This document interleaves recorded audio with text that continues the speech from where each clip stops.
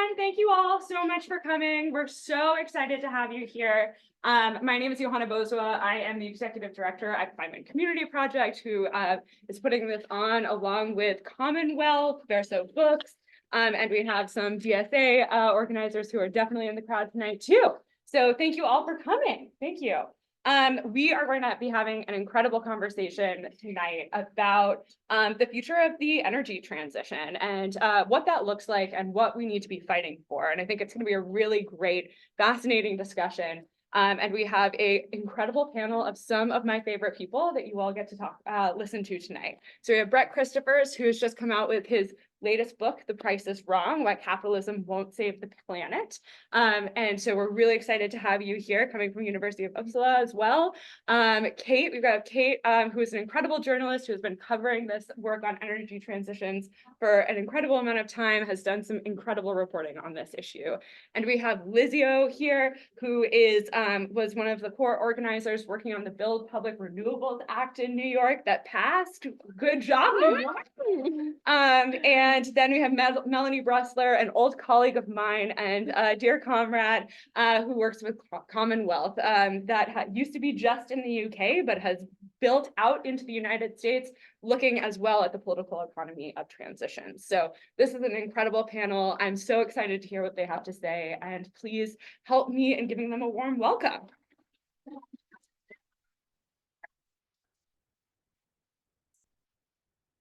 Thank you. Great. Thank you. I have the honor of moderating tonight's panel, and I really can't think of a more ideal group of people to be talking about this with. Surely I'm going to introduce Brett, who's written what I think is a just truly indispensable book about the sort of challenge of building renewable energy, and more so, what the role of the public sector is in that, how to understand this is sort of basics of the electricity market. I think it's required reading for anyone looking to work on public power campaigns, looking to be in the climate in any sort of way. So I highly recommend it. Please get a copy when you're here tonight. And yeah, we'll have a back and forth here about the Public Renewables Act, the campaign, what sort of implementation is looking like.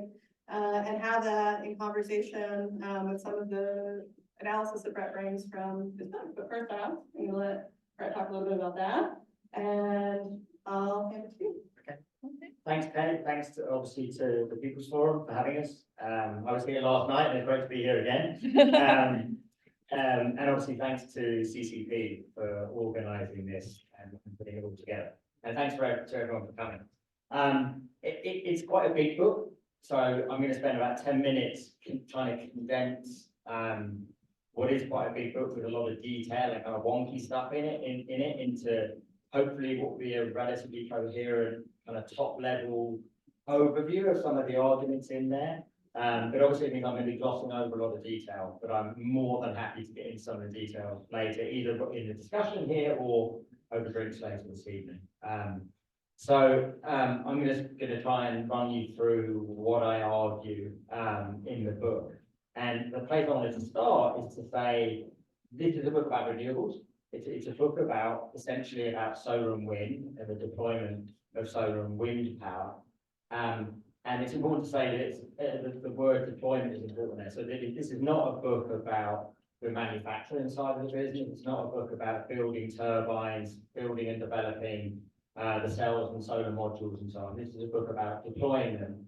So it's a book about developing the solar and wind farms, owning and operating them, and in particular selling the electricity that they generate. So it's a book about electricity as much as anything else. And it's a book about electricity for a good reason, which is that electricity, the generation of electricity, is the single largest source of greenhouse gas emissions today.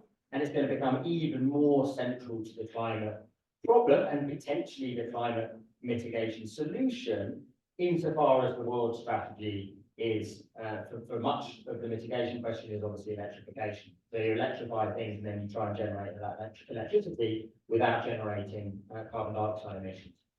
And the basic argument of the book is actually a very straightforward argument, I think. and it's an argument about the profitability of that business of renewables deployment. And the basic argument is that in terms of profitability, that renewables business is both very uncertain and very volatile. So the revenue and profitability potential associated with that business is very volatile. It's very difficult to predict, and so it's very, very uncertain. So that's one thing. And then the other thing, which is connected to it but not the same thing, is that actually, in terms of the level of returns that it generates, those returns are actually quite low. Obviously, it varies hugely across time and space in relation to all sorts of different factors, not the least of which is the nature of government support for that business. But on average, typically, you're looking at returns of maybe 5, 6, 7, maximum of 8% returns in that business, which, if you are an Exxon and a Chevron, to name like two not random companies, used to returns in your core business of consistent of 15+%, obviously doesn't look particularly attractive, nor actually does it look particularly attractive now in a kind of macroeconomic environment. 5 years ago, returns of 5, 6, 7% look great when interest rates were 0, but when interest rates are 5 or 6% and you can get 5 or 6% putting your money in the bank or in treasuries, then maybe it doesn't look so attractive today. So that's the basic argument of the book, is that profitability is very volatile and relatively low. The second thing I want to say is because, and I think this is very, very important because it's easy to kind of misunderstand it, is how that manifests, how that manifests in practice in terms of the different actors that are involved in this. And the key point I want to make here is that it's actually not renewables developers themselves who are necessarily concerned by that profitability profile. There are lots of renewables developers out there, not necessarily the biggest ones or the most well-known ones, who are actually very, very entrepreneurial. They're quite happy to take on a lot of risk, and actually, you know, in lots of cases, genuinely just want to do good things for the planet, and they would be quite happy with returns of even, 3, 4%, and frankly, maybe even 0%. So it's typically not them that are deciding not to proceed with projects because of concerns around profitability. It's much more the case that it's the financial institutions that they depend upon to finance their projects who are making the decisions that mean that projects are not proceeding on the scale that one might hope to see. And so the only other thing I want to say about that is that while it varies a little bit depending on who you are, but typically in the renewables development business, project developers like to finance it largely with debt, so with borrowing, anywhere between 60 to 90% of the project finance for a solar or wind farm is typically debt. And it's when renewables developers talk to debt financiers, to lenders, and it's the lenders who get very, very nervy about those return profiles, about the relatively low returns and about the volatility of those returns. And obviously their concern is simply that it's not going to be possible for the developer to pay back the $100 or $200 million or whatever it is that it costs to develop the wind or solar farm in the first place. So it's the financial institutions who are making the decisions that are actually leading to a lot of projects not happening. And so actually at the same time as this was a book about electricity, it's also just as much a book about finance as it is about electricity. Can't overemphasize the importance of that point. The third thing I want to say is kind of why this is important, or at least why I think it's important. And the reason this is important is because of 2 or at least 3 things about the way in which the world is going about the decarbonisation of existing capitalism. And I've mentioned the first of those, which is to say that there's a focus on electrification, but there are 2 other important things to emphasise.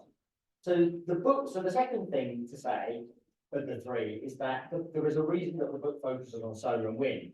And the reason it focuses on solar and wind is not necessarily because I personally think that we should be emphasising solar and wind as the main solutions to decarbonisation of the power sector. There's obviously hydro, there's geothermal, and not last but not least, there's also nuclear. And I don't focus on those in the book. And it's not because I necessarily think that we should be privileging solar and wind over nuclear, the reason I do that is that that's what the world is doing. So yes, it varies a little bit from country to country, and yes, there's been a kind of mini nuclear renaissance of sorts in the last couple of years since the Ukraine invasion. But for the most part, if you look around the world, our eggs are being put essentially in the solar and wind basket. So if you look at any kind of significant, credible prognoses for the future of the energy sector, the future of the electricity sector, nobody is really anticipating or expecting a significant resurgence of nuclear or hydro.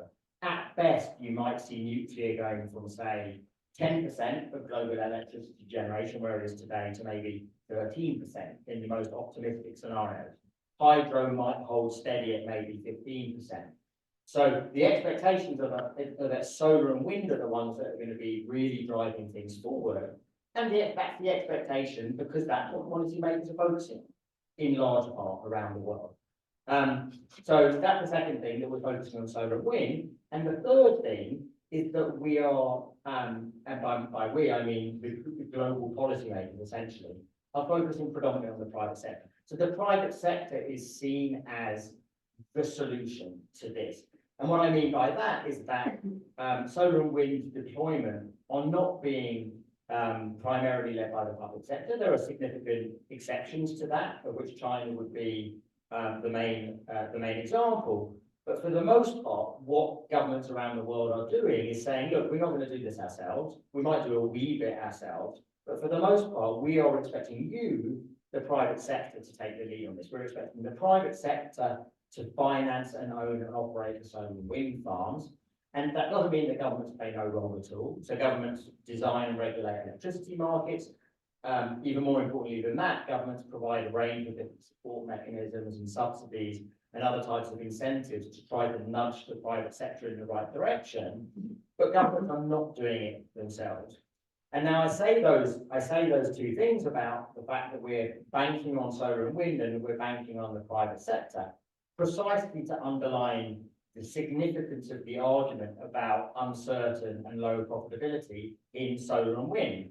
Because if we're relying on solar and wind and relying on the private sector, we are relying on a set of actors who are driven principally, if not exclusively, by the profit motive. And so low profitability expectations are a problem given the way that the world is approaching this. Next thing I want to say, and I'm not going to talk too much longer, is what the result of this is. And I think the result of this is that you are seeing continued reluctance to invest, which might sound odd to many of you who are used to looking at those graphs that you see in the newspapers of kind of accelerating renewables deployment. And absolutely yes, the graph is going upwards, both in terms of the amount of capacity that's being built out and the amount of electricity that's being generated from those solar and wind farms. But it's important to understand something about the geography of that. So something around 80% of the increase in investment that occurred in 2023 was located in China alone, which obviously is one of the exceptions to what I'm talking about, which is not insignificant. And then secondly, and this is even more important still, yes, while we're generating more and more electricity from solar and wind, it also remains the case that electricity generation from burning coal and natural gas is also still increasing.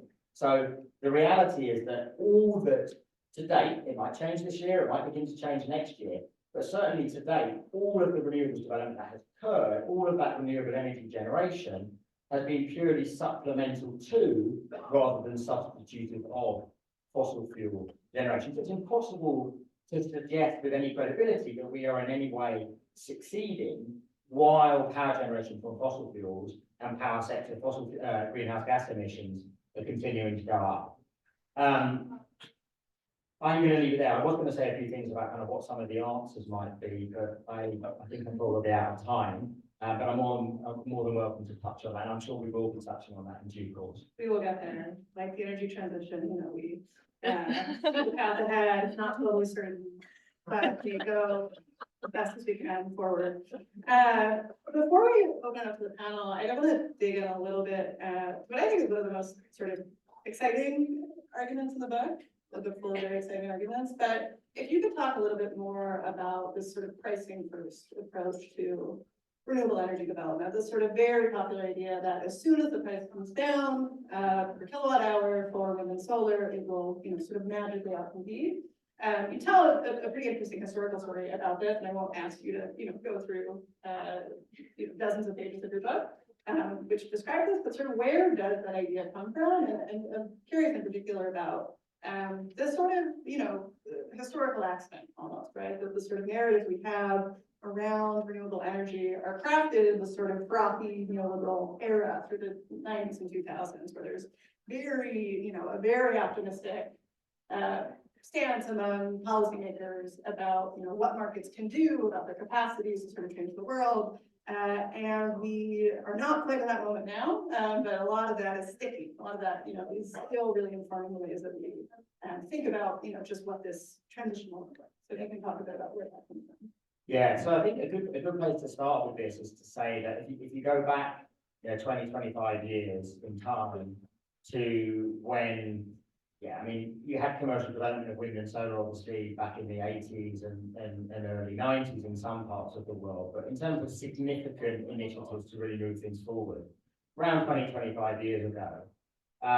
And what we were faced with in that situation was the reality that solar and wind were clearly very, very uncompetitive in terms of sheer cost. So it was simply a fact that it cost a lot more, or more in the case of wind, but a lot more in the case of solar, to generate 1 kilowatt hour of electricity from solar and wind than it did from coal or gas-fired plants.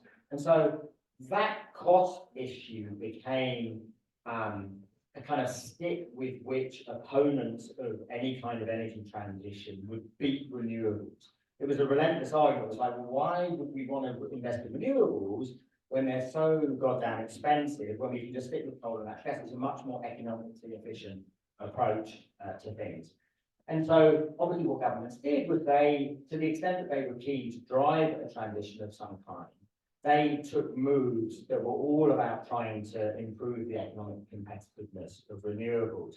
And for all sorts of different reasons, which Kate has alluded to, which absolutely were part and parcel of living in this kind of neoliberal world, the argument that developed over time, and which was pushed probably most forcefully by energy economists trained within the mainstream, was that, look,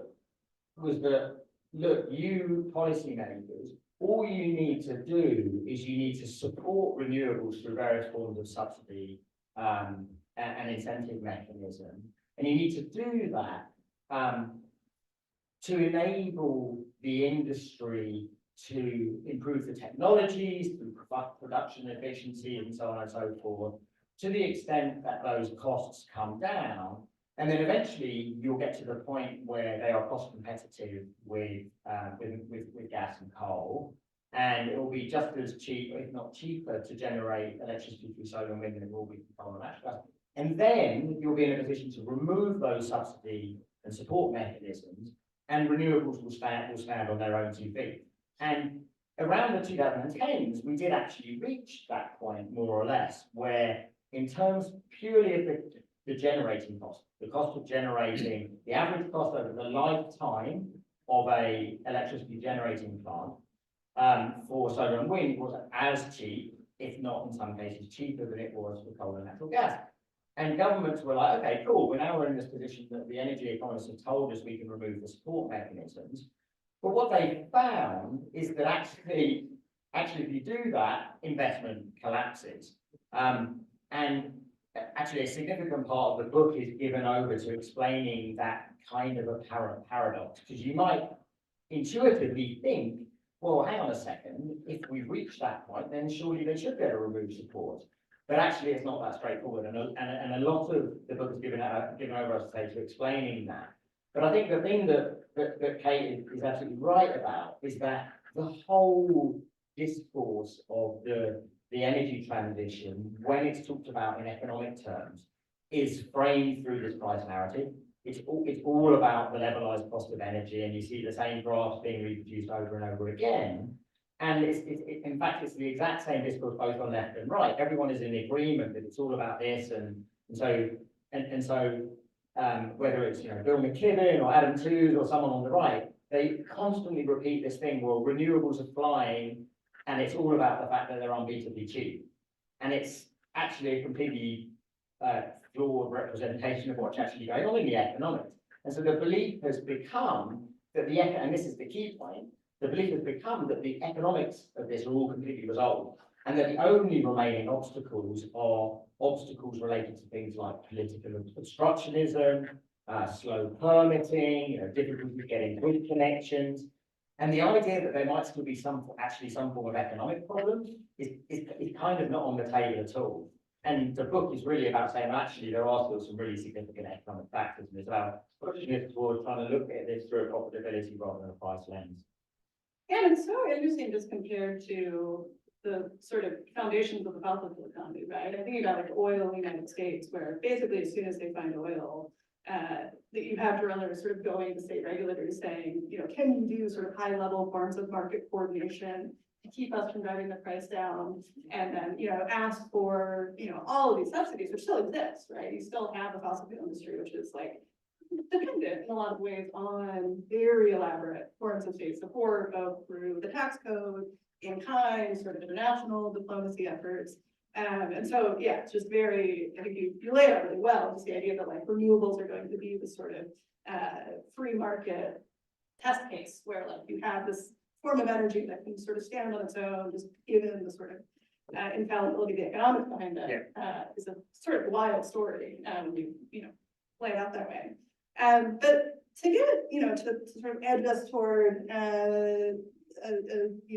kind of not solutions, I sort of hate that word in terms of climate, but just to sort of get us there, I'm wondering if you could, and you as well, Melanie, sort of talk a little bit about what these forms of, quote unquote, de-risking, these sort of subsidization that states do, not, an exhaustive list. There's a lot of them that you can read the book to find out.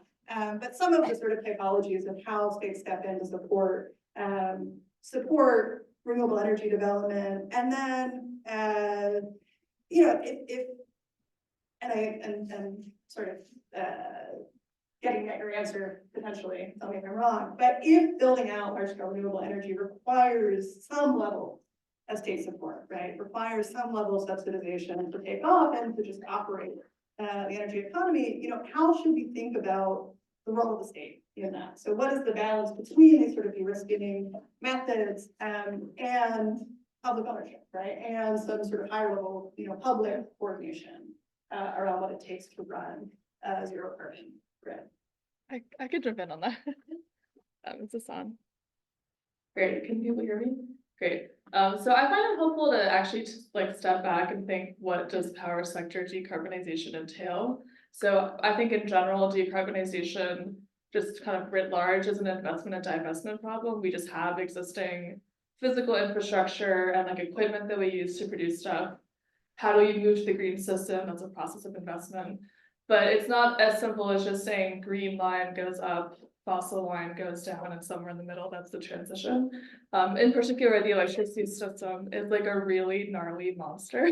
It kind of, there's a quote from an academic that I love that's, the grid works in practice, but not in theory. It really just is this insane, apparatus that we built. And so thinking about the transition from fossil system to renewable system, it really is just building the entire thing once over again in kind of large scale terms, because it follows a very different geographic pattern. There's just more infrastructure in terms of things like plugging into the grid.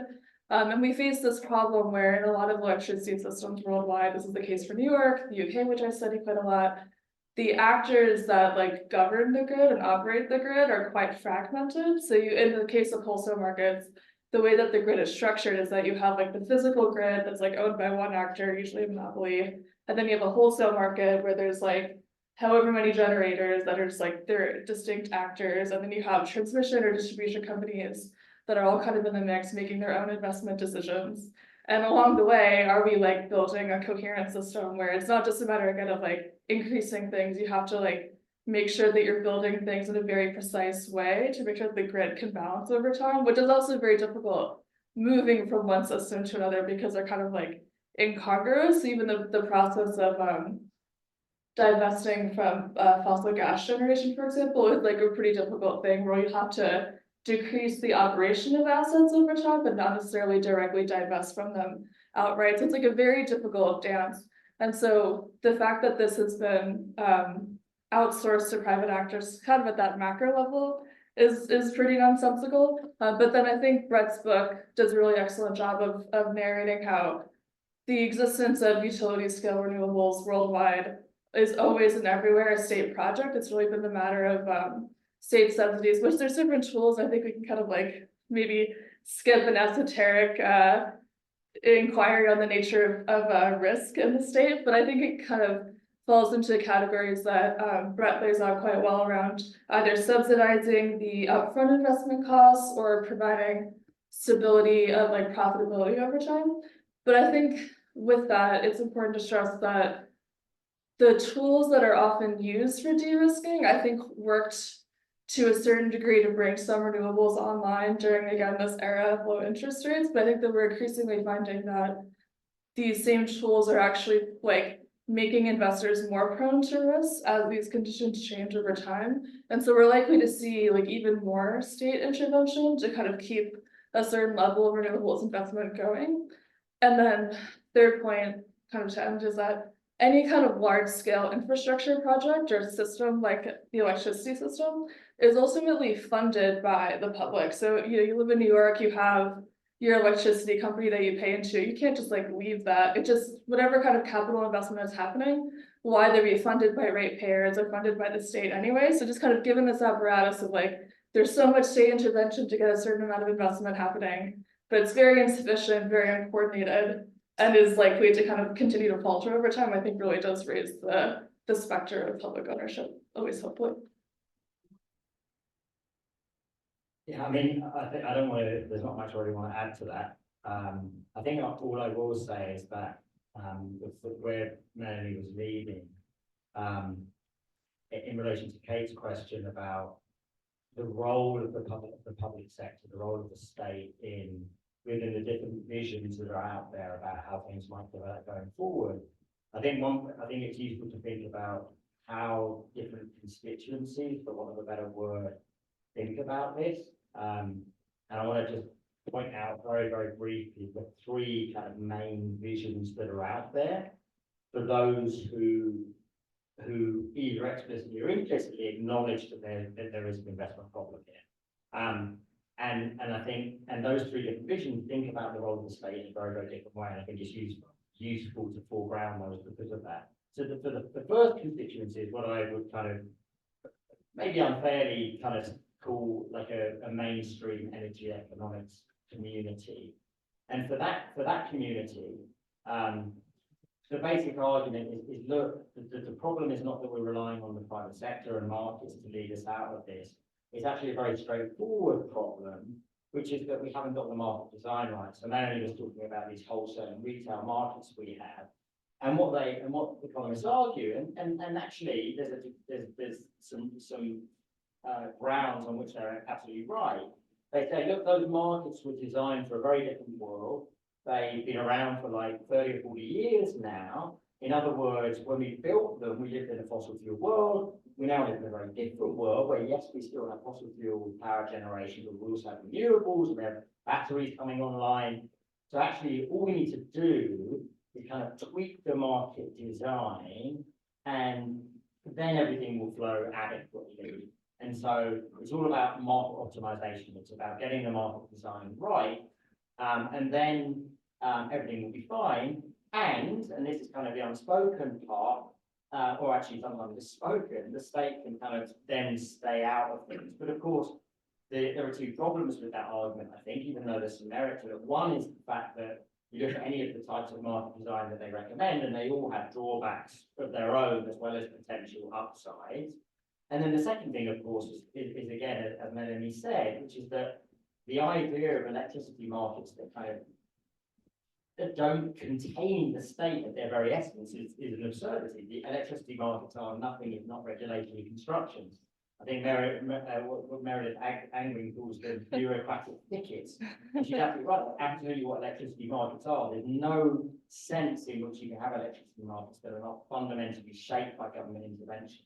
So that's the first one, which kind of externalizes the state discursively, but of course, in reality, it's there all along. The second position is kind of the industry position, for want of a better description, which is agrees with economists that the problem is not our reliance on markets in the private sector. But they basically say, look, the problem's not market design, the market's fine, we just need more subsidy. And I think that's kind of the direction in which we're heading.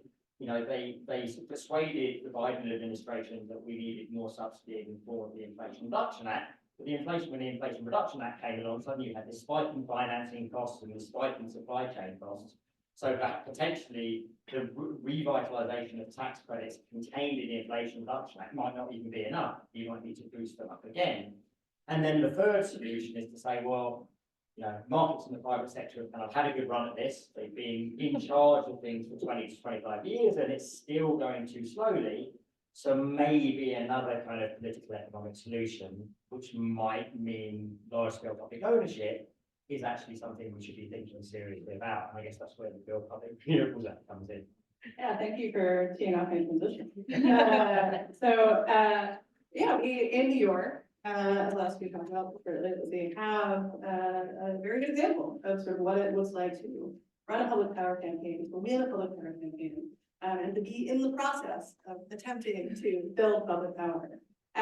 So to step back to the sort of beginning of that, Lizzy, I'm wondering if you could talk first, maybe just like define briefly what the Build Public Renewables Act is, and then, like, you know, where did this idea come from? There have been a number of public power campaigns and run by DSA chapters around the country in coalition with different community groups, building on different forms of ratepayer advocacy. There's also these sort of idiosyncratic institutions in New York, like the New York Power Authority, that give us a sort of unique ability to do this sort of thing. So talk, you know, where did this idea come from, and what, in your estimation, does it take to win?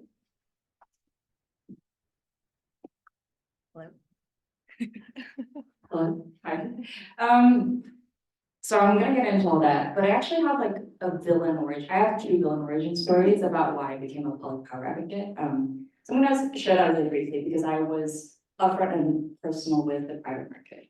So when I was a college student, I was a wide-eyed intern at the Department of Energy during the Obama administration. And back then it was all about subsidies. And so my job as a lowly intern was to compile all the state subsidies that existed for private actors to invest in renewable energy. And then we would set up these roundtables, and the undersecretary of the Department of Energy would essentially beg hedge funds to build.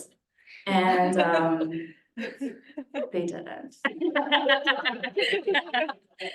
I have a second villain origin story, which is starts actually at a party. So I was at a party and I ran into an asset manager. He was the vice president of a very large bank. And he told me that he managed utilities. And so I had all these questions. I was a burgeoning public power organizer. And he so confidently told me that, listen, in 10 years, we're all going to be in renewables. And I was like, that's great. And I was asking him all these questions. And he must have thought I was flirting with him because I was very interested in all the information he had to offer. And he groped me.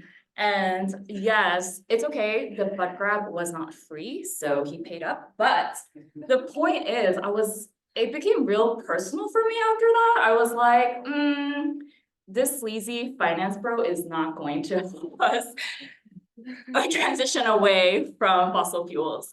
And so I say that to contrast with the brilliant DSA organizers. I mean, some of the most brilliant, like creative and disciplined people I've ever met in my life. So can I just give them a huge shout out? So there are a couple of them here in the audience. So say hi to Zach, Sunder, Mike, Allegra, and I'm sure there are more folks here. Oh, and Ryan, of course, in the back. But it was through a collective movement that we were able to pass the Build Public Renewables Act. And it's been a year, and every time I think about it, I'm amazed that we even got all of this done. So essentially, we have authorized, the BPRA authorizes the New York Power Authority, which is an existing public power authority, to build and own their own renewable energy in order to meet our climate goals. And so New York State is required to decarbonize by 70% and have a 70% renewable grid by 2030, which is coming up very, very soon, and 100% by 2040. And so we, for 4 years, had sustained inside-outside advocacy where, and I want to highlight some 3 things that I think was really crucial, which was that we built a base around community members who were directly impacted. And I'm talking about folks in Astoria who were going to experience a fracked gas plant being built. And Astoria, if folks don't know, is also called Asthma Alley. It is one of the most polluted areas in New York City. All of NYPA's New York Power Authority, all of NYPA's power plants, all of them are there. And so we built a base around getting rid of that and instead calling for that fracked gas plant to be replaced with renewables. And we also engaged in like democratic strategic planning for 4 years. And so every 6 to 8 months, I swear to God, we would spend a weekend, like an entire weekend, just sweating together and thinking about what we were going to do in the next 6 to 8 months in order to pass this piece of legislation. And I think the key part that, listen, I'm an organizer, so I'm always like, public power requires people power, requires political power, right? And we were so willing to go hard or go home. Like there was no in between. So in line with our broader socialist strategy of electing a ton of socialist legislators who would be inside agitators within the New York State legislature, we ran 7 electoral primaries in 2022 on the issue of public power. And we were successful in winning 2 elections. They're now in office. And so that was the sort of, we built a groundswell movement around this issue, and it became a campaign issue, it became an electoral issue, and it would not have happened without a lot of people. We're not in the room with us today, but I'm just happy to be one of the main organizers. I want to ask about 2 specific things, and whichever order you choose. But at first, I wonder if you could elaborate on who some of the opposition were to BPRA. I'm thinking in particular about clean energy companies, which might sound counterintuitive that you would have solar developers coming out against building renewables. But if you could talk a little bit about that dynamic. And then I remember last year around when the BPRA finally passed, the sort of narrative on, you know, maybe beyond Twitter, but I saw it mostly on Twitter, that this was all thanks to the Inflation Reduction, right? That it was only because the IRA extended the ability to take advantage of federal tax credits to institutions like New York Power Authority, which previously it had not been able to, that was why it won, sort of discounting the years of work that you just laid out. So I'm wondering if you could talk about those 2 things. Who are the opposition, and what role do you think, you know, respond to that sort of talking point, and then what role do you think the IRA will play in allowing the period to pass? Totally. So our main opposition was actually the governor, because the governor is the big boss of the Power Authority, which is currently run by a gentleman named Justin Driscoll. And renewable energy developers were super upset about this bill, and they organized and lobbied hard against it. And they basically admitted that they were upset because it would make them uncompetitive, right, if NYPA started building. And so they were really upset. But because we were also, I mean, NYPA is unique because we're focused on generation. New York's transmission and distribution there are different, as Melanie said, there are different companies and private actors that own that. So we have perhaps, they were a smaller enemy. I'm not saying that they're not insignificant. But they were maybe a little less powerful than some of the big utilities that a lot of public power advocates have confronted. So the IRA was crucial, I think, to get it over the finish line. But I don't want to discount the level of enthusiasm and pressure that we had mounted. The assembly had called a special hearing in the summer, which rarely happens because we were so upset that he didn't pass the bill. And basically it came to the fact that the IRA provided these incentives in the form of direct pay that had only been available to private actors before, private renewable actors. And if NYPA didn't build, they were just leaving money on the table. And so I think it was crucial to get it over the finish line. I think Hochul, I think also just optics wise, Hochul, the governor, wanted to like present herself as a climate forward governor. And so the federal pressure, we were also able to organize federal electeds, really got that to be a reason to like pass the bill in its full form. Well, we go.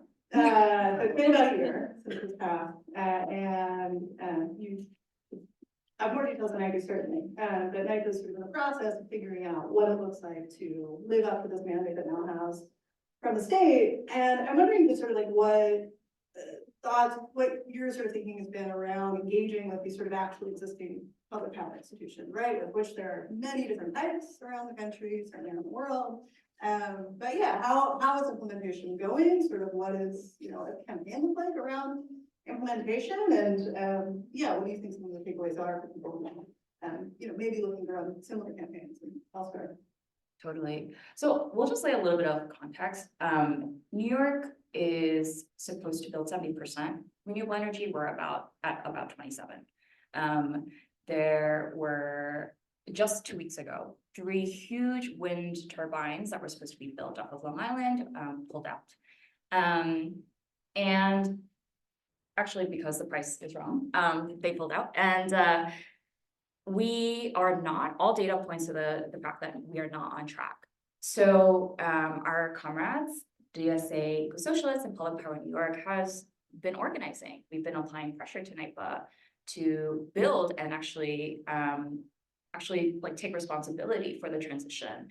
And I think the important thing is like, NYPA, not only do you have to step up your game, you also have to be transparent about planning. Kate, you wrote about a story about how NYPA had hired McKinsey, which, the big 4 consultants, to help with their internal organizing. And that's really frustrating for us because it's also another private actor that is intervening in state affairs. But we are continuing to apply pressure. Just last week, Public Power New York organized an event on Brooklyn, at Brooklyn College, calling for NYPA to actually build renewable energy on campus, which is excellent because CUNY and SUNY, city and state universities are their state land. And if they can build renewable energy and supply energy to campus and also make them climate cooling zones, et cetera, that is a win-win for the community. And so we are continuing to organize, we're continuing to apply pressure. But I would say, we could talk about this like maybe over drinks, but New York had uniquely favorable, or not favorable, but we had certain conditions that allowed us to win as much as we did. And I want to contrast that with Maine, where they actually did a ballot initiative to fully take over their utility, and were outspent 34-1. I mean, the utility spent $40 million. And they were ultimately unsuccessful. And so I think assessing the terrain, seeing what exists so that the state can actually intervene a little bit more so that we create stepping stones for full-scale state takeover is the right path for a lot of public power organizers. Yeah, I just want to round that out to Brett and Melanie as well.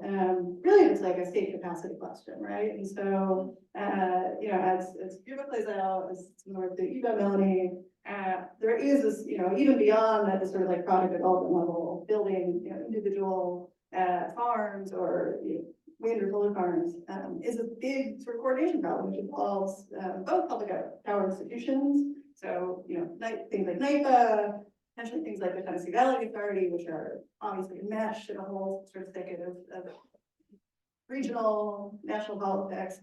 And then, you know, other functions which like we don't have, right? There are just things, we don't have a sort of like energy transition coordination office. We don't have somebody who's like looking at all of these different pieces and sort of managing demand, managing things. And, you know, the way that this country has had in wartime, other countries have, you know, different kind of versions of things that are maybe a bit better than we have here. I just want to not say there's some magic model out there, but how do you think about these questions of state capacity if there is such a big role to be played that is just, you know, does not exist right now in most cases for the state to just manage, you know, even from the micro to the macro level. Sort of how do you think about that, building these capacities, sort of engaging with actually existing public institutions? What are some sort of like steps forward for, you know, getting to the kind of coordinated transition that we need in energy as well? Yeah, sure. So I think, is this on? Can people hear me?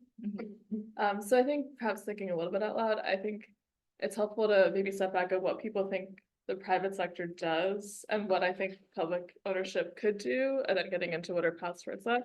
I think that Brett really highlights quite well in the book this sort of ambient sense. So there's like a very hegemonic, you know, view in climate world right now, that it is true that climate or decarbonization is this investment problem. Therefore, the issue is like finding the pockets of money everywhere to then like deploy towards just like unleash the funding or the money, like the money laser beam, and therefore the problem is solved. Which is not to say that money has to be spent to mobilize investment, but I think that that's actually like to a certain degree not helpful in terms of thinking about what do we need to do or what could be actors that could be doing things. And so I think that the focus on private finance in particular can be quite unhelpful because at the end of the day, they're not actually doing the actual like capital investment decisions. As Brett points out, they're really influential in terms of being able to dictate the terms of financing or walk away from deals. But at the end of the day, we need an actor who will just undertake the investment and build wind farms. And I think also with that, it's not the case that developers themselves even are the ones that typically like are building everything the way that like project finance or like large scale public, you know, infrastructure like this works anyway. It's not the case that like whoever owns it has to like physically be the construction company that's building. So that kind of segues into what public ownership does, which is, I think it's probably a bit sexy to talk about the socialization of investment. It's kind of like a general theme, but I think what's most important to be thinking about, like, what do we need to socialize along the route to decarbonization or perhaps, you know, to democratic socialism? It's really important in these kind of nodal points of decarbonization to socialize the investment decision function, which I think probably sounds a little vague, but what I really mean by it is like, you just need an actor who will do it. They could then, you know, contract out, like if NIPA invests in wind farms or in utility scale solar, it could have, you know, private construction companies that are like on the ground physically doing it.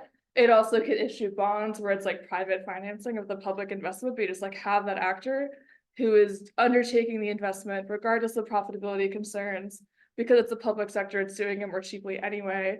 And then also because it's kind of this nodal actor, can then do quite a lot, I think, to like also support other entities in terms of like their investment decisions. So even though we haven't like quite touched upon this in this talk, it is quite the case that the renewable energy like supply chain is quite dysfunctional. A lot of issues with offshore wind in recent years, for example, totally have to do with the fact that there hasn't been like coordination between developers and manufacturers, such that you have issues where like the turbine blade sizes that developers have ordered are too big for the vessels that like ship them from ports out to like the development projects to actually build it. And these are things, we're not to say that like the private sector can never figure out a way to coordinate that kind of activity, but in terms of like the time scale that we're working with and like how much we just physically need to build, just having that actor that can systemically do that is just so critical. Which of course then you have to like touch ground with the reality of like what are most public institutions like. I think especially when talking about power, even in global contexts, like it's so easy to point to the fact that like there are a lot of coal baddies in the G20 and most of those utilities are publicly owned, but I think that kind of gets into the political economy of like, there are just certain institutions that can do certain things and others can't. And we're kind of so far away from doing the transition that I think we actually do need to think about the ideal types, because nothing is working and we need to be building towards it anyway. And so even if you can like say, oh yeah, NIPA, I'm not as well versed in this as you, but I would very like easily say, I'm sure it's not great, but you know, we just need to be in this process of building state capacity anyway. There's just no option. And I think that supporters of private finance or private investment might not even be like that enthusiastic about private actors. I'd be like, oh yeah, like, you know, I hate for BlackRock to profit off of this, but it's working. So therefore, like, why would we kind of like poke the bear? And I think that we need to, that's like kind of the terrain that we need to be fighting, where it's not working. Even kind of maintaining the status quo level of investment is going to increasingly require state intervention. Therefore, we should be thinking like quite strategically about what are the capacities that we need to do to like execute that. I don't have a huge amount to add to that. I mean, Melanie at Commonwealth has been doing fantastic work on ideas around public ownership in relation to energy generation. I guess the only thing I want to add is more of a question than an answer. And what I mean by that is, I think for my part, it's really important to think about asking the question of the why behind public ownership of energy. I mean, is it? And what I mean by that, just to give some examples, do we think that that's necessary and advisable because we need the public sector to take on projects that the private sector is unwilling to take on, for example, because of profitability constraints? Maybe.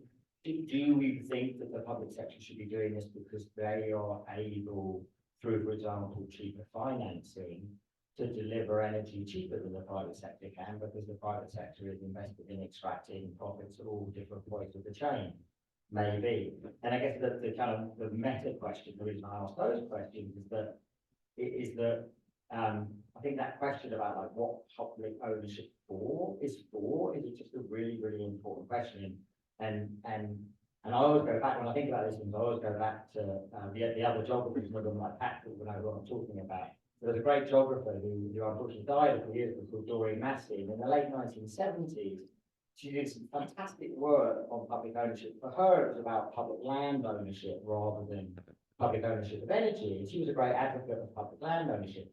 But she always raised this question of like, what's it for? And will it be able to do something different? And her point that she kept coming back to was like, well, there's no point in having public ownership if we simply, and she's talking about land, but I think this applies to energy too, if those public sector owners are simply going to be expected to act in exactly the same way as private sector owners. And I think, you know, and I look at the UK now, where the Labour government in waiting has got this very bold plan to break British energy. And as far as I can tell, it's just going to be a replica of a private sector energy developer. And it's like, well, what's the point in that?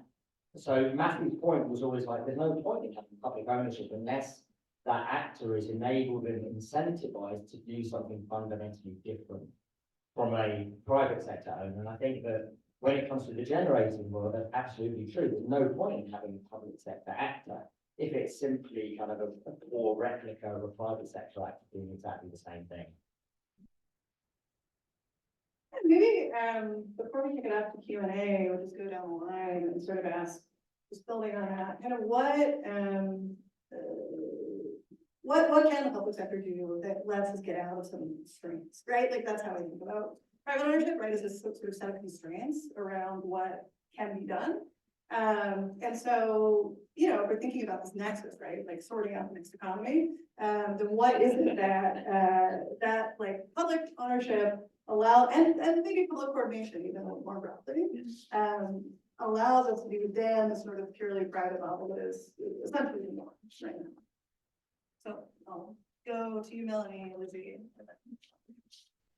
Okay, yeah, sure. I think to kind of return to the framework that I had said at the beginning about how a lot of electricity markets or systems these days are quite fragmented, and then relying on private investment, I think that what public direct investment, kind of like anywhere in the node, I think that could be like I obviously would like for most electricity systems to be fully like reintegrated, publicly owned, but there are like strategic ways that you can kind of like do that over time in like a creeping socialization kind of way. But I think just in essence, what it can, like public direct investment, public ownership can do is start to reintegrate that system such that it's not just this like really fragmented, uncoordinated set of investment decisions being made or not made. And so decisively undertaking investments in kind of more of like a holistic sense. I think we haven't necessarily touched upon this as much, but there's definitely an issue right now where the investment that is coming online, it's kind of like the most profitable project, especially with the subsidy regimes that are in place. But that's not to say that it's like the critical project that will then enable all these different things in the grid to be like functioning well to happen. And so public ownership can just kind of like, in this systems oriented approach, undertake investment, which you have some private utilities that are kind of like in this reintegrated model, but I think it's that coupling of being able to undertake systems approach investments and also divorce the investment from the profit imperative, which I think, it's not to say that like any public developer in the here and now would, totally seek to not earn a return, but especially at the project level, there could be cross subsidization, which I think is quite important. You really don't have that in wholesale markets currently. And I think from there too, we do find with public ownership, there's greater ability to then like operate the electricity system in like a much more like smart way over time. I think we haven't touched upon that too much in this discussion, but renewable energy is quite variable. The way that things are evolving like right now is that the entire system of like just literally operating like these assets is being facilitated through just like cross payments, or like you have like a generating plant, you'll just be like paid by this like coordinating actor to either like turn on or turn off your generator. And it's just kind of like this large mechanism that's just being like operated in this like totally nonsensical way, which that's not just to say, oh yeah, private sector is nonsensical, therefore it's bad. It does lead to issues where like in the context of like global energy market volatility in recent years, like the level of price increases that certain countries that had wholesale markets, like the UK, for example, that would have just totally not been an issue if it was like publicly owned like infrastructure where like the state can just like set price controls like a much easier way, if that makes sense. Yeah, that's a great question. When I think about public power and why we do it, of course, for the public good, but I also think about who we are doing this for, right? I think the who is really important because not only do we want democratic control over our utilities so that energy is a public good and it's a right, I think we want the NYPA and I think just generally public authorities to do some repair of all the harm that has been done from fossil fuel capitalism. For example, one of the things that we won through the BPRA was the REACH program, which will subsidize low and moderate income households with surplus energy. And so they will get discounted bills. The other thing that we won was closing down NYPA peaker plants, our gas-fired peaker plants in mostly environmental justice communities. And so the profit, the profit logic does not care about repair. It isn't oriented towards doing that. And I think that is where the public sector can really come in and help facilitate that. But in addition to, because I think we sort of sometimes overestimate the state. We're like, the state will do it. Actually, the state will only do it if the people demand it. And so in addition to the state, we also need a people's movement. And I really want to encourage everyone here to talk to all of our organizers and get involved, because thinking about not only investment, but also divesting from the political economy of war and extractive capitalism is really where public power provides that like sliver of opportunity and like a possibility for us. So, I mean, I don't have a huge amount to add to those comments. I think the only thing I'll add is that it seems to me that right now, but even more so over the next few decades, it's going to be one of the biggest challenges for Western governments, for Western societies in general, and even perhaps even more so for governments and societies in the global south is going to be the question of how, I guess, economic policy and energy policy align or don't align with one another. And I think my sense is simply that a greater degree of public ownership of energy allows for a more effective alignment of economic policy on the one hand with energy policy on the other. And if I think back to what happened during the energy crisis in Europe in 2021 and 2022, I don't think it was coincidental that the countries that kind of managed that most smoothly were countries like France and to a certain extent Sweden, where I live, where you do have a greater degree of public ownership still of the energy sector, obviously EDF in the case of France and Vattenfall in the case of Sweden, to a lesser extent than EDF. And I think that those challenges around, preventing things like reinflation and just managing the relationship between those two things is going to become so important in terms of managing public tolerance for and acceptance of any cost spikes, for example, that come with the energy transition, which I think to a certain extent are inevitable. So I think public ownership there, it for sure it enables greater coordination specifically along the electricity supply chain, but the coordination between economic policy and energy policy is another thing as well that's really, really important. All right, well, we have time for Do you want me to some just questions. get a few of the questions on the mic and Yeah, then we you can guys take can that collectively one. answer them? And how's this gonna work? We'll take like 2 or 3 at a time. And I'm gonna place an emphasis on the word question. And so make sure it's a question, it ends in a question mark, and if you go on too long, I reserve the right to yell at you. So be warned. Okay, Great. Yeah, you've got 3 here. A quick question. So the Biden administration and the European. There we go. Hi. So the Biden administration and the Europeans, they have bent on building protectionist walls, which will substantially increase the import cost of the most efficiently produced renewable. What do you expect the impact of that to be, and how much underwater do we get with them?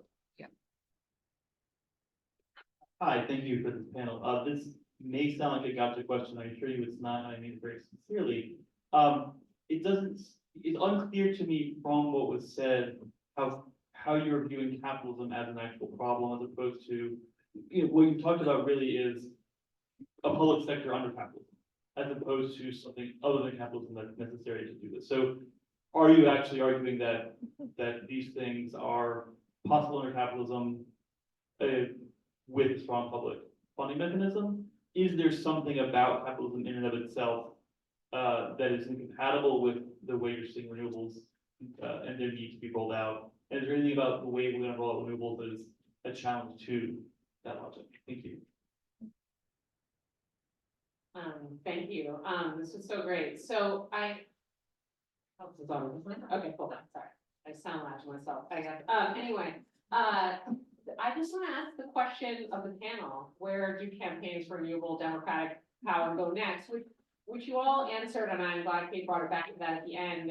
But I guess I'm thinking a little more specifically to something that Lizzy said, and also something Melanie said about the fragmentation of the energy landscape. So it's clear, like, as someone that has worked on a poles and wires public power campaign that did not end up with a takeover of the transmission distribution system, those have faced challenges around the country, and you do go up against these monopoly players in the way that the NICA situation avoided, and very smartly and focused on generation. And so I guess my question is twofold. Do you all think that distribution and transmission campaigns are just kind of dead in the water, just exaggerating to make a point? Or do you think that and if so, like, what happens in contexts that don't have a NICA or a TVA? Right. Like, do we need to actually create those types of investment authorities and vehicles where, the New Deal legacy just didn't happen to leave it behind? And so what do we do with that basic fragmentation between generations and distribution? Back to them. Great job, everyone. You guys go first. Leave me the easy ones, please. You're so generous, Brett. I guess there's a few, so I'll kind of address in a certain order that makes sense in my mind. I think directly to what you just said, Thea, I think it just is so tough because talking about like really like political judgment, but I wouldn't want to just say, oh, I think this, therefore every like campaign should do X, Y, Z. But I do think it strikes me that I think that distribution and like retail seems like it's often like more politically salient to people in terms of like the way that like rate increases will affect them. So that obviously is quite politically salient. But I also think that by nature of like how the system operates, that socialization of generation over time kind of de facto socializes distribution and retail. That's actually already happening to a certain extent in the UK, for example, where it's not socialization, but the mechanism by which the UK systemically de-risks like private renewable investment is basically already starting to like circumvent the wholesale market such that the state is like increasingly like becoming the de facto monopoly buyer of electricity. That's kind of like the status quo, like what will happen over time, which I think will then like organically raise questions around like what are retail companies, if not just like debt servicing companies. So I think that there are like trade-offs in terms of like one is like a bit more of like a nodal point that then forces the socialization of other actors over time, whereas if you just have like socialization of distribution, I mean, like the grid is super important. I think we haven't touched about it this much, but it also suffers from underinvestment in most countries. It's like a huge issue. So I think that they're just like, in terms of like the strategy, there are just kind of like a lot of different like things on the table that I think smart campaigners and political organizers are like better equipped than to answer, but those are kind of like the things I would consider. But then I think to the question around climate and capitalism, very fun one. I do think the way that I tend to see it is like through a kind of like Marx, Keynes, Kolechki handshake meme thing, which is that I think you can kind of like pick any different frame for why capitalism is bad and how that intersects with climate and decarbonization. But to me, in terms of like the functional program of decarbonization, I do tend to focus, or just like what I tend to think is like very salient is this investment function, because I do think it is might not always be as like politically sexy or intellectually sexy as like degrowth, or thinking about like what would the planetary cooperative commonwealth look like and feel like and all that. But I think that even though it is true that in the course of history and also in like currently like existing, you know, world, there is like state ownership and like state in the economy. But I think it can't be stressed enough that like private capital doesn't like that. And like in terms of trying to socialize things over time, it is a huge political obstacle that private capital will not want power over investment, kind of writ large, but also in these like discrete nodal points, or even just at the level of the firm, they don't want to lose control over that. And so I think that that is like a really politically salient way to be looking about the issue of climate and capitalism, where again, you can go on and on about all the bad things about it, but I do think in like very functional terms, like a huge issue at hand that we need to socialize the investment function, which that is like both macro and micro, and private capital does not want that to happen. And private capital is not just BlackRock, it's like firms that like invest in capital and like, you know, produce things. Yeah, I want to address Thea's point about where do we go from here, and so I just want to preface this by saying I'm a communist, so I'll just say that, but I am also a materialist, and I think our role right now is to change the conditions materially so that we can build an eco-socialism in the near future, inshallah. So I want to talk about transmission and distribution, because actually we have campaigns that are trying to do that. I should give a shout out to the Long Island Power Authority, because Ryan here is likewise interesting, because it was a public authority and is like managed by and run by a corporate private authority. It's like run by corporations now, right?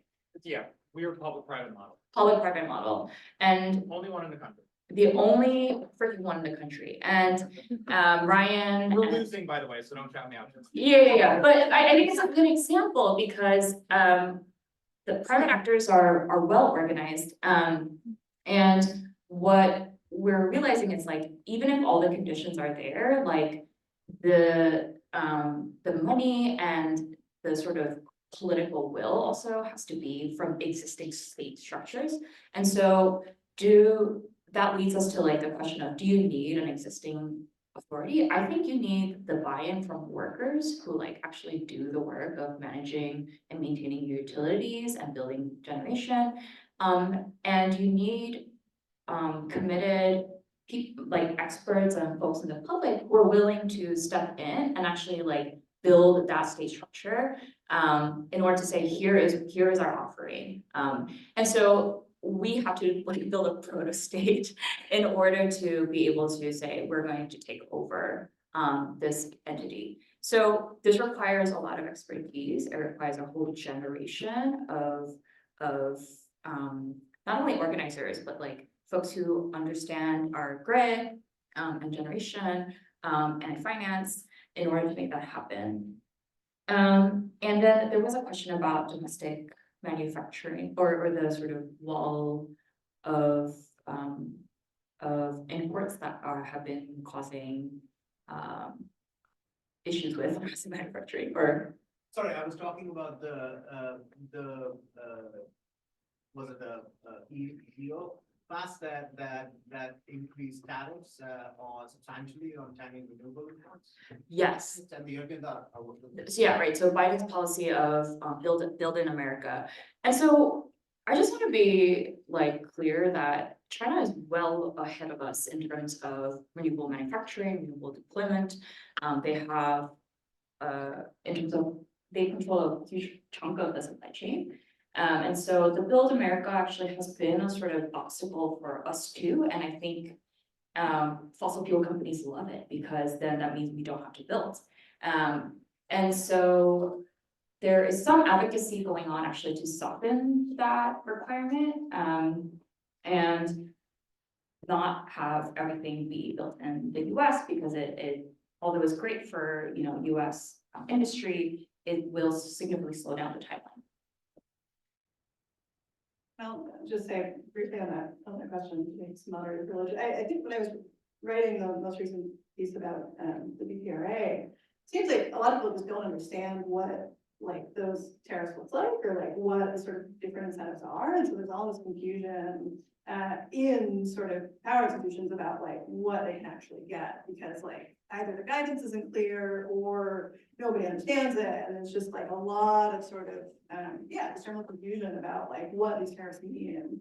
And it's a very strange sort of, I don't know, I think it's like a big contradiction between having a sort of green industrial policy that is emphasis on industrial policy and then having an interest in decarbonization. And I think we're seeing those two sort of come at odds.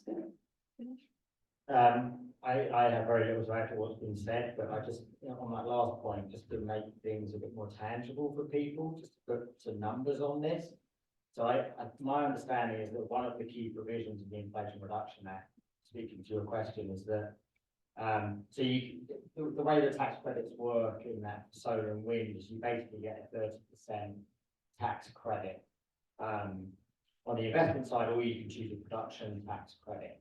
And essentially the way it works, and so in the case of the investment tax credit, essentially what the government has said to clean energy developers in the US is, look, if you source your equipment locally from an American-based manufacturer rather than overseas, which essentially means China, insofar as China controls about 90% of the supply chain of both solar and wind, you get an extra 10% credit. That's basically how it works. You get 40% rather than 30%.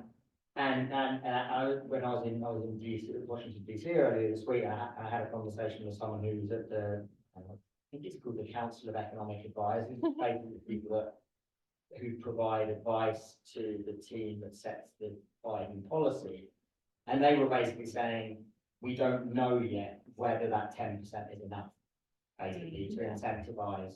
The jury is still out on it. They don't know yet. Basically, they hope it is, but they don't know yet. Which actually, if I could add one more comment on that.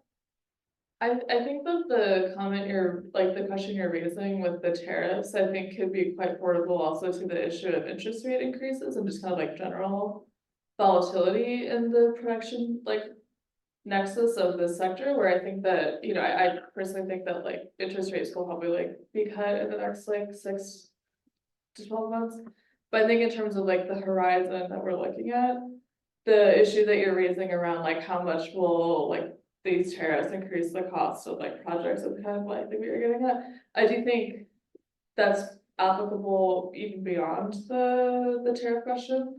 But then I think also, I don't want to come across as like supporting like China's hawkish, I mean, the US like how hawkish against China position and talking about this. But I do think that this is also where public ownership is quite powerful for both the tariff thing, but then also like interest rate increases where when talking about like the profitability concerns of these private developers, it's also not just like the break-even point, it's like a very subjective assessment of how much profit do they want to earn per project? Do they think they'll earn that profit from that project? And the state might also, in developing projects, have a similar assessment of like, will this be too expensive, blah, blah, blah.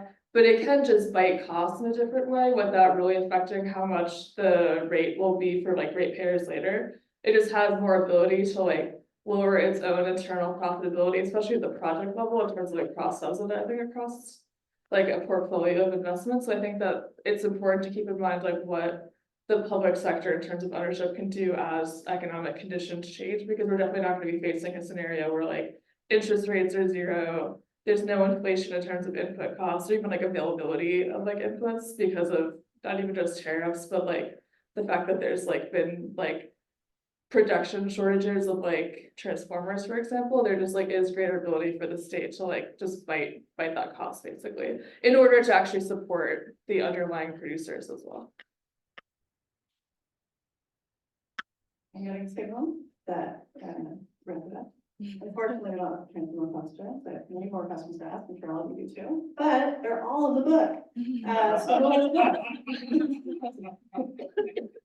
And it's true, it's true. Anyway, let's give a big round of applause.